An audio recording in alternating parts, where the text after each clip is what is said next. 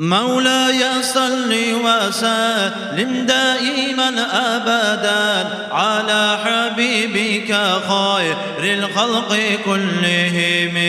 مولاي صل وسلم دائما أبدا على حبيبك خير الخلق كلهم.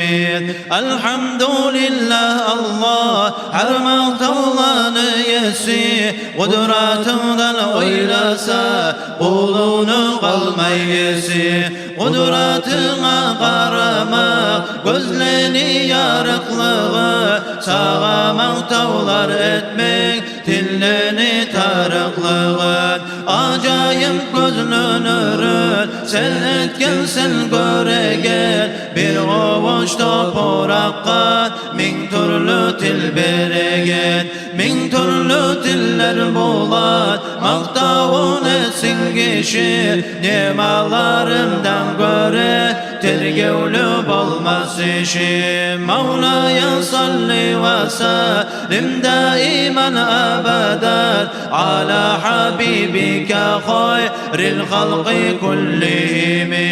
Mevla'ya salli ve sellim daiman abadan ala habibike hayril halqi kullihim. Muhammed peygamberdir nimalarından biri, onu şükrosun etme kinniyetin hüneri. Seni birliğin bilir o varda bulup ümmet, bizde aziz kullağa bergensin ulu devlet. Ya Rabbi bizge bulay ulu devlet bergen so, bulay ulu ni'matga bizi layık görgen so.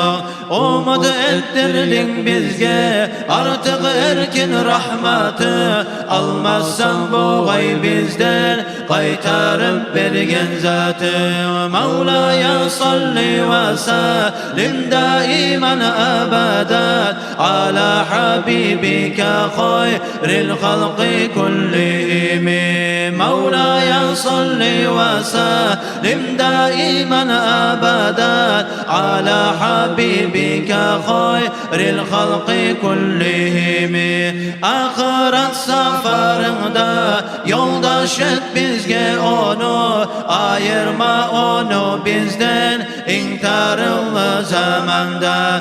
Gözden gayip olsak da bir ekimiz yürekte, Muhammed Resul'a da inanlık görmesek de. Gerti tasdik etken so dünyada görmeyi özü, cennette nasip etkin görmenin nurlu yüzünü. Kim suyse ol Resul'dan kıyamet kul şefaat, salavat salsın bugün atın eşitken saat. Mevla'ya salli ve sellim daiman abadan ala habibike hayril halqi kullihim.